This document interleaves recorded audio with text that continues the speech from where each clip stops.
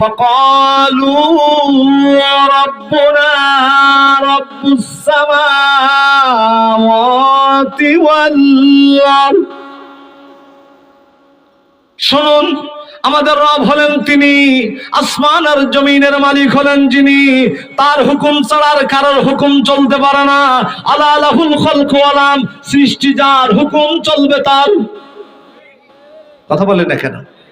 সৃষ্টি যার, আইন চলবে তার। আমরা আল্লাহর উপর ঈমান এনেছি, তার হুকুম ছাড়া কারোর হুকুম মানব না।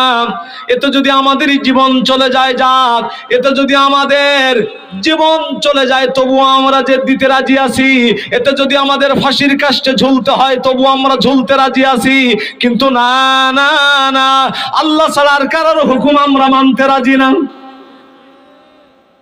সাতজন তরুণ যুবক ভাইরা আমার, গভীর মনোযোগ দিতে হবে।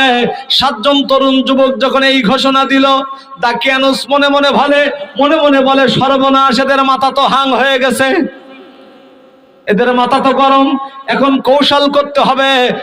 একান্ত আপনজনেরা আমার, সাতজন তরুণ যুবক তদনীন্তনকালের পরাশক্তির সামনে দাঁড়িয়ে দাঁড়িয়ে ঈমানের ঘোষণা দিচ্ছে। সাতজন তরুণ যুবকের কথা শুনবার পরে কৌশল করলো। দাকিয়ানুস বলল, শোনো শোনো শোনো, তোমরা বয়সে নবীন, আমি হলাম বয়সে প্রবীণ, সুযোগ দিলাম মাত্র 3 দিন।